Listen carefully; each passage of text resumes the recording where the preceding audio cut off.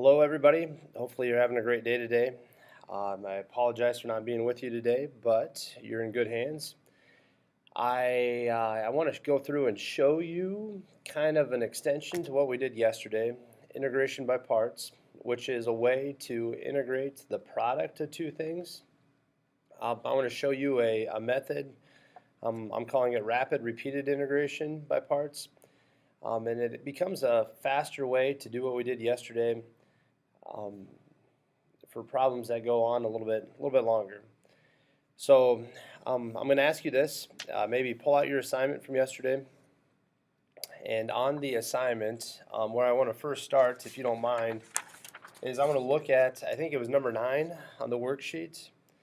And I just want to look and go through this problem and use this as a way to springboard into this faster method called, again, rapid repeated integration by parts.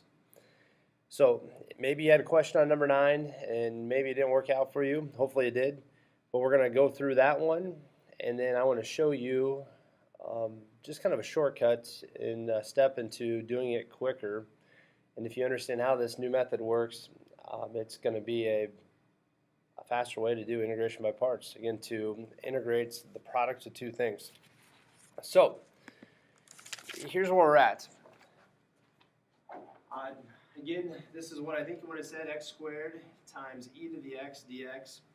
And again, if we used integration by parts, the formula, again, just to put it up there for you, if we're going to use integration by parts, the formula was this. The integral of some u times what we're going to call v prime came out to be u times v minus the integral of u prime v. So this is, and it looks kind of crazy, but what it does, again, and we showed yesterday how we got to this formula, but what it does is it allows you to take a product of two things, u and v prime, and if I know those, I can find their counterparts, the derivative of one and the integral of the other. So again, if we are using this process, what we kind of said yesterday was, well, let's figure out what our u is. Well, maybe we'll call u x squared. And we can say v prime, we'll call that the other piece, which is going to be e to the x. Try to color code this. There you go. So now as I do this, we said, well, I need to get a u prime. So to get the derivative of u, that's easy. That's why I chose x squared, because the derivative is simple. And if I need to get a v from v prime, I need the antiderive. And antiderivative of e to the x is e to the x plus c, which we'll put in at the end. So using just that and only that, I go back to my formula here. And if I want to find what this ends up equaling, I just need to plug in u times v. So u is this, v is this. So I'm going to get x squared times e to the x, then minus the integral, and I plug this in, which is going to be now my u prime times e to the x. So I'm going to have 2x e to the x dx. Now the only issue with this problem, unlike a lot of the other ones on the worksheet yesterday, was this still is a product of two things. So because that's a product of two things, I'm going to need to use integration by parts again. So I'm going to have to go through the same process all over again. So if I went through the same process again, I might now pick out a new u and then also a new v prime. Again, maybe make this my u and make this my v prime, e to the x. And so if I pick u to be 2x, the derivative of that's just 2. That's nice. And that's actually something that'll be good because when I plug it in, that I can integrate. And if I called v prime e to the x, the derivative or antiderivative, that's going to be e to the x plus c. So if I kept going over here and did the same thing, I still have this times e to the x minus, but now instead of the integral of all of this, using my integration by parts here, I'm actually going to end up with, again, go back to my formula, u times v. So u times v, I'm going to end up with 2x e to the x minus the integral, the other part here of u prime times v, 2 times e to the x. And always dx if I'm integrating here. So what we're doing here is we have to use integration by parts twice to get to our answer because we still had a product of two things that we didn't know how to anti-derive. So if I write this all out, and now we can actually solve it, and hopefully you had success with this, I can distribute my negative through. So if I distribute my negative through, I'm going to have minus 2x e to the x. But then now this turns into plus the integral of 2 e to the x dx, which, if I do the math here, that's just going to be 2 e to the x plus c. So my final answer is x squared e to the x minus 2x e to the x plus 2 e to the x plus c. Not that this was super complicated, it's just that you had to recognize that in this process, as I set up these integration by parts, I had to use, again, I have the product of two functions. I have an x in here and an x in there. And so I'm going to have to use integration by parts, not just once, but twice to get our answer. Now, maybe today you want to doze off and not pay attention and stuff, but I'm going to propose to you there's a faster way to do this. To do and get this exact same answer. So I'm going to come back to this and say, hey, did we get the same answer? By just looking at some patterns that happen within this. So here's what's new. And not that this is new, we're going to do integration by parts. We're just going to do it in a faster method and way.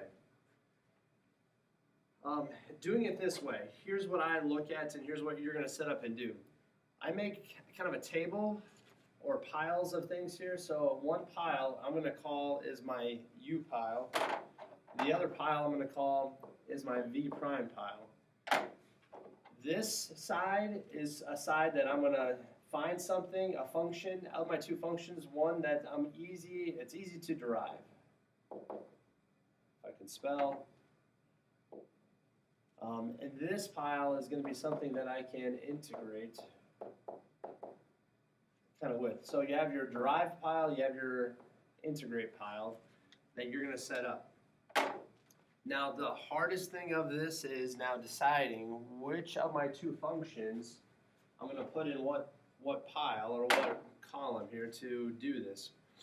So I always pick my derived pile first. I ask myself which of the two functions, either x squared or e to the x, is easier to derive than to anti-derive. And I would say that x squared is easy to derive, so I'm going to put x squared in this pile. And the other thing I'm going to look for is if I take the derivative of x squared, and because that's what I'm going to do, I'm going to keep deriving this. What I'm going to notice, the derivative of x squared is 2x, but I'm going to keep deriving. So the derivative again of 2x is 2, and if I go one more time, the derivative of 2 is 0. So because I picked x squared, if I keep deriving it, it actually is going to eliminate itself. It's going to go away over time after I derive it multiple times.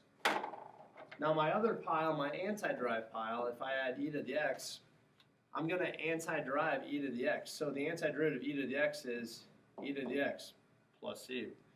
If I anti-derive it again, I get e to the x plus c.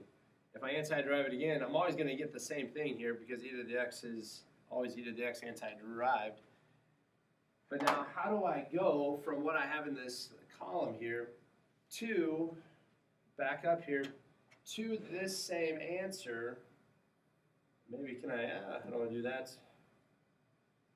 Can I do this? Hold on here. So if I come back over here, I want to get to that same answer of those same pieces, and I'm going to try to do that. It's all right. How can I get the same answer from this table here of these pieces and values? And it's simple. How I do it is I'm going to, how do I get an x e to the x? I'm going to take these two things together. How do I get a 2x e to the x? I'm going to take these two things together. But hey, wait, this one had to be positive, this one has to be negative, so this first one is positive, the next one is negative. The third one, if you follow the pattern here, is 2 e to the x, that's positive again. And then essentially I do have a last one that goes across here. These two go together, but these two end up being the integral of these two, which is the integral of 0. This would be negative, but it doesn't matter because the integral of 0 times e to the x is 0. I get nothing out of that, and that's kind of why I'm done. So I can do this same thing of going diagonally across here, and I'll show you another example where this is maybe easier to see, but again, if I take the product of those two things, I get my x squared e to the x. Then I go to the next one, which now is the opposite sign, so now minus 2x e to the x. Then I go to my next one, which is positive 2 e to the x. And because my last one I have 0 in here, I'm done. I just get plus c. But you get exactly the same answer, and it ends up being a lot quicker than to do the integration by parts the other way.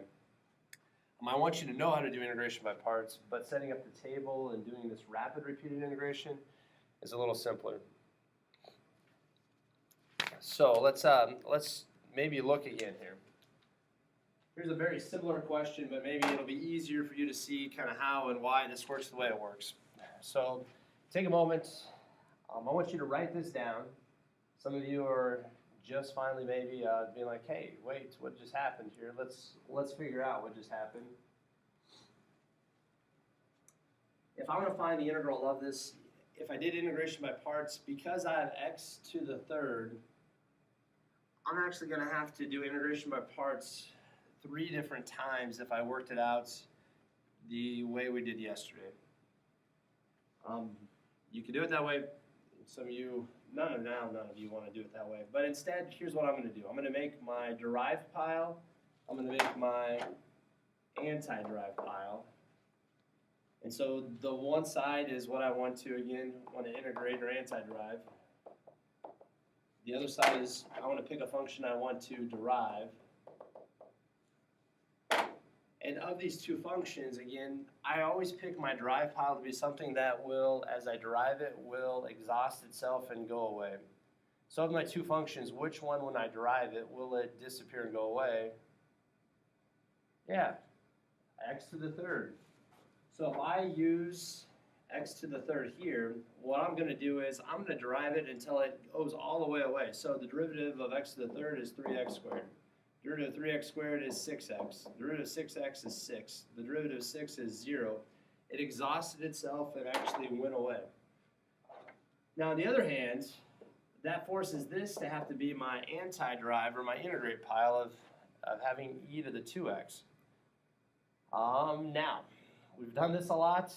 Some of you, I know, just know this. Some of us, if you don't know this, then you might have to do a u sub, but there's a shortcut to this. The antiderivative of e to the 2x is e to the 2x, but because I have a 2 in front of my x, I have to divide by 2, so I get 1/2 e to the 2x. If I antiderive that again, I'm going to get itself, e to the 2x, but now I have that 1/2 and I have another 1/2, so now it's 1/4 e to the 2x. If I do it again, you see the pattern here. I get the same thing, but now 1/8 e to the 2x. And I need to match what I have on the other side, so I get 1/16 e to the 2x. How integration, this rapid repeated, works is I match up the top left one and I go down one. The first one's always positive, the next one's negative, the next one's positive, and it just alternates positive, negative. And I get to the last one, it's always the integral, and it's going to be, in this case, positive if I keep my sign. But I don't have to worry about that because I would be taking 0 times 1/16 e to the 2x, and that's going to be 0. I'm going to get nothing out of that, what it is. So my answer then is, what is the integral of this if I do it the quick way? Well, it's the product of these two, of x to the third. Actually, if I put my 1/2 in front to make it look nicer, I'd have 1/2. X to the 1/2, Mr. Roy. X to the third. E to the 2x. Plus the next one, or minus now the next one, which would be minus 3 over 4, right? The 3 and then the 1/4, x squared e to the 2x. I'm running out of room. My next one's going to end up being a positive, but 6 over 8 is going to be 3 over 4. That's going to be x e to the x, or 2x. And then my last one would be minus, again, I'm running out of room, so I'll write it down below. 6 over 16, that would be 3 over 8. So I have 3/8, just e to the 2x, and then plus c. Sorry, that didn't all fit here. Room on the screen here to make that work. And if I was here in class, I would actually stop and make you show that this is the right answer, the right antiderivative of this by deriving this using some product rules. Maybe you can trust me, even though I'm not with you today, but this is the antiderivative of x to the 30 to the 2x. Kind of a slick way. A few of you, you're probably saying, why didn't you just teach me this yesterday? Well, I wanted you to understand what integration by parts was. This is really just the same thing, but you're using the pattern faster. Keep going, though. Some of you maybe are doubters in here. This is a little different question. Look at this. So just as another different kind of example, you have the integral of e to the x and sine x. So product of two things, I can use integration by parts, or I could try this rapid repeated integration by parts. The issue with this now is, before in these last two, we had nice problems where I had x to the third. That, if I drove it, exhausted itself and went away. Or the one before, x squared, that's nice. When I derive it, it goes away. Will either one of these two functions, e to the x or sine x, ever go away when you derive or anti-derive?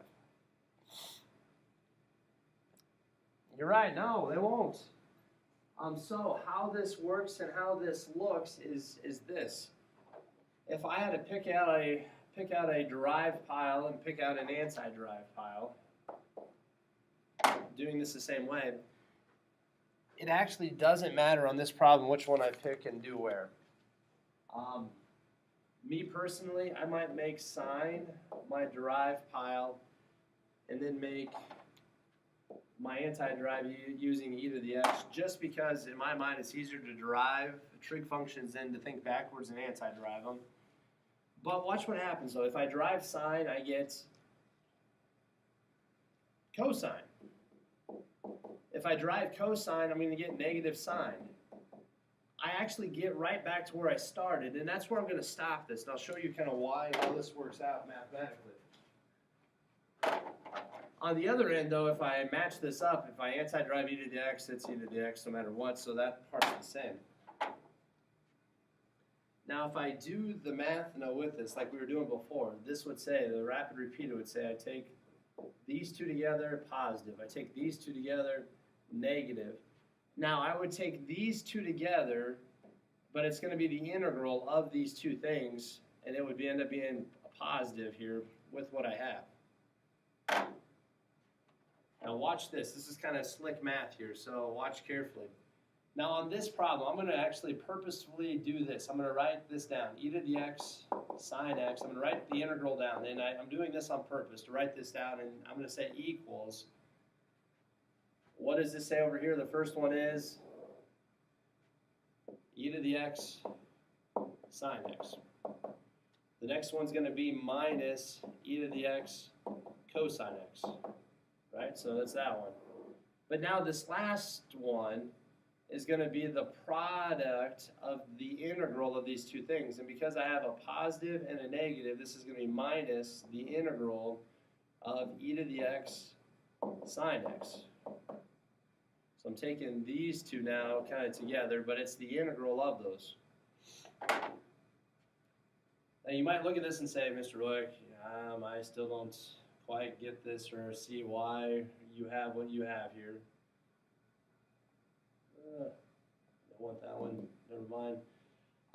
But, write this.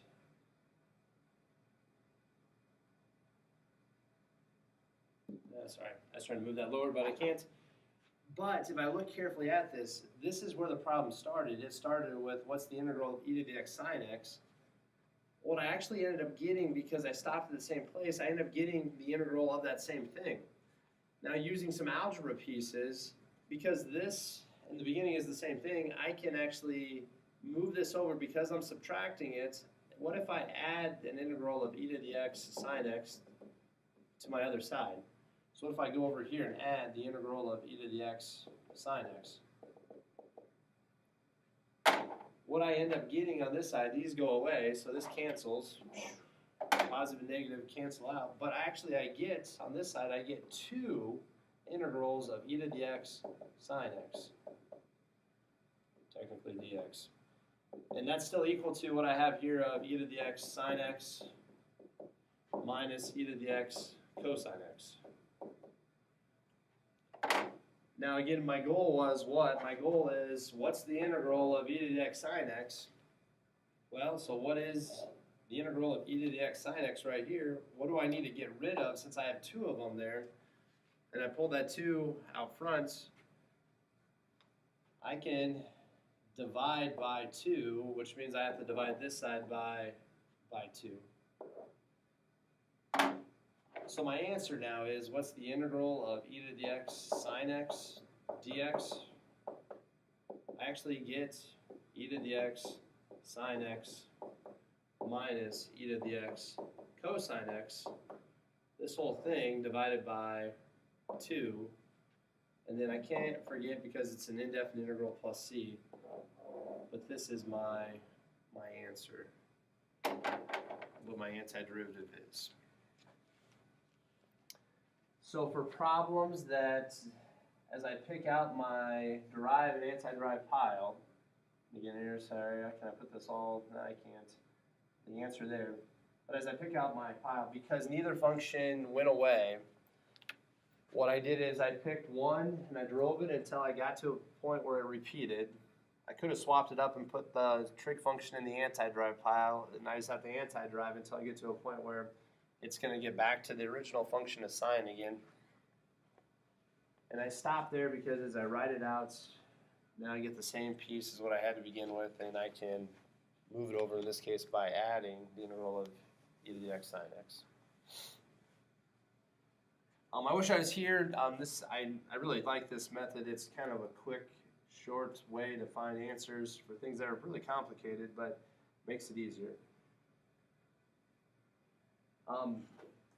One last piece here. I want to go through and talk about one last example. And so bear with Mr. Royek. Write this down. This is a special, kind of a special problem. You like that, right? This is special. And I'll kind of maybe go through why this is special here in a moment. Here's actually maybe what I'll do right now. If you have this written down, great. I'm going to maybe, whoops, back up, Mr. Roy. Sorry.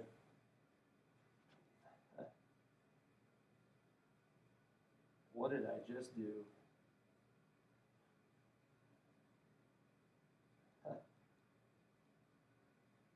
Why is this not working, people?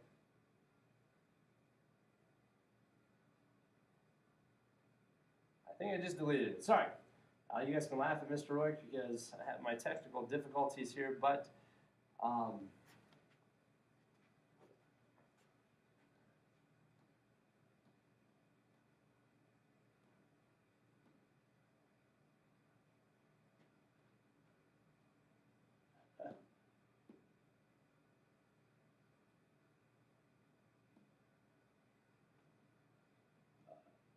hey, there it is. Sorry.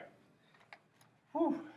This is bad when you do this on a Saturday, huh? Things don't work on Saturdays as well as on Tuesdays, I guess. But this is a special problem. If I do this, if I add a page, let's try this question first here. So try this first. As a simpler kind of model of what I want you to see comes out and happens here. If I had, again, this is a little bit different. If I had this integral, let's just say a little simpler. Let's say I had x squared times e to the x squared dx. Right, so that's what I want to anti-derive. I have a product of two things. Maybe you might say this cool method that we just did of integration by rapid repeated integration by parts might be the way to go. So you might say, hey, okay, let's make our drive pile or anti-drive pile. If you had to pick for what here, you would pick what for the drive pile? What's going to be easy to drive and that'll actually go away as we drive?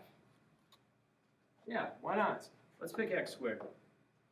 So if I do that though, and again you can say, hey, I get 2x, and I get 2, and I get 0, so like this goes and exhausts and goes away.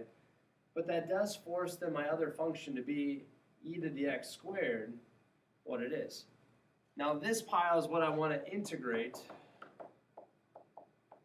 And so kind of what I need to think of, and I'm going to maybe somewhere here, and I'll put it in blue off to the side, I need to integrate e to the x squared with respect to x. Now if I want to do that and get to what this is going to be right here, what I might have to do is I might have to do a little, you're not going to like this, but I might try a little u sub to do that. And if I made my u this upper part of x squared, what I'm going to find is the derivative is 2x dx, but my problem is that then dx ends up being du over 2x. So if I come back up to my integral here and say, okay, this is the integral of e to the u, that's cool, but then what is dx? It's du over 2x. Does that work? No, it doesn't. My x's didn't cancel out. And so if I get creative with this, if I want to make this work, if I want to anti-derive this and make it into something else here, what I actually need ideally is I need an extra x outside. So if I had an x outside of this, these two would cancel out. This 2x on the bottom and x on top would cancel out, and I would be golden. I would be good to go. But I need to get an x outside right here to make that happen. Well, the cool part is because I'm multiplying right here, I can actually do that. I can actually maybe if I go back and get rid of this whole drive pile, instead of calling this x squared, let's not do that. Let's cancel that out. Let's actually call this x, and let's put the other x over here. Just so that if I did anti-derive that, what is now the antiderivative of that? So if I did do this, and I'll write this nicer, if this was x e to the u, and then I had du over 2x, and these x's are going to cancel out here, this would end up being the integral of, pull out the 1/2, but what's the integral of e to the u, du? I'm just going to end up with e to the u, which is e to the x squared 1/2. So if I had an x here, this is going to turn out to be 1/2 e to the x squared. I can anti-derive that. But I had to borrow here, so this becomes an x here, and the derivative of that is 1, and that's nice and doable to do. And this is deep. I wish I was here to kind of see your faces right now, but I'll be back tomorrow here.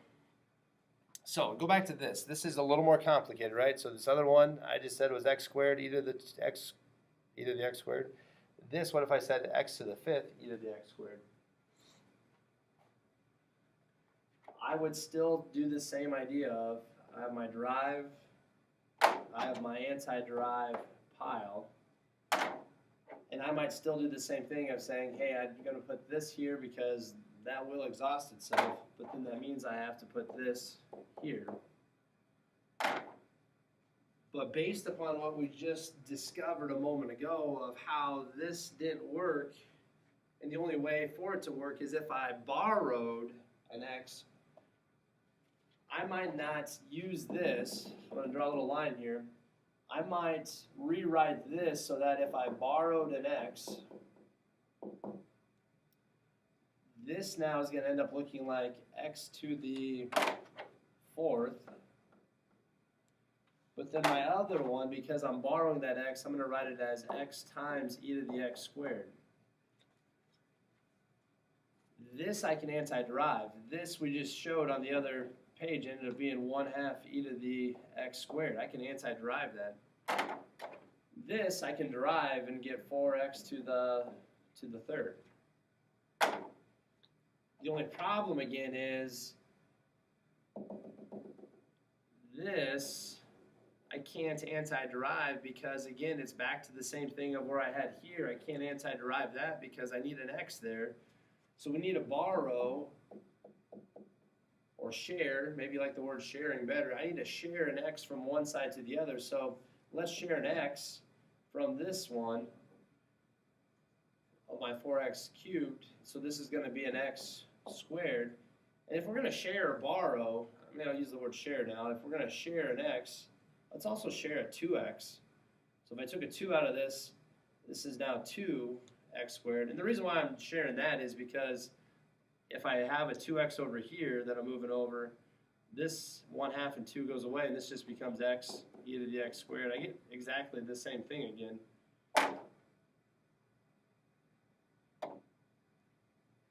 Now this again I can antiderive, and this again becomes out exactly 1/2 e to the x squared. This other side, if I derive it, that comes out to be 4x.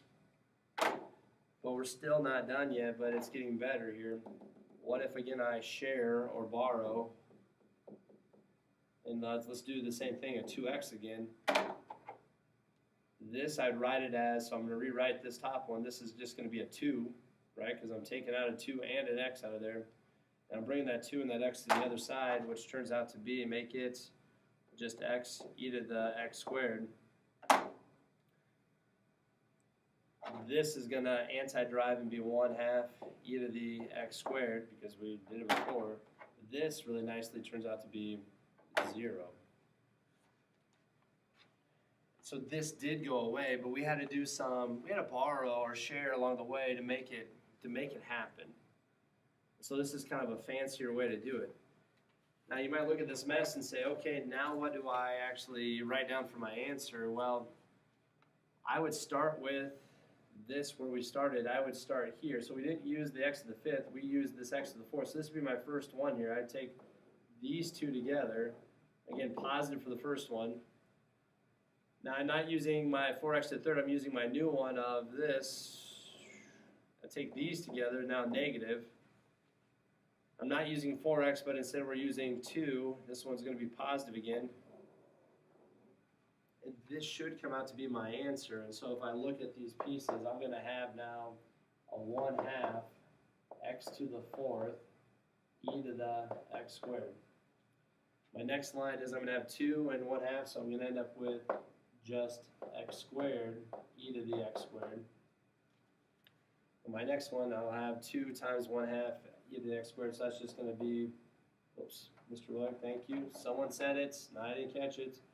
This one's minus, but this one's back to plus on the last one, which is just e to the x squared plus c. But that ends up being my integral for that. Yeah, that's kind of messy, and that's kind of crazy. Here's the good news. Good news is this.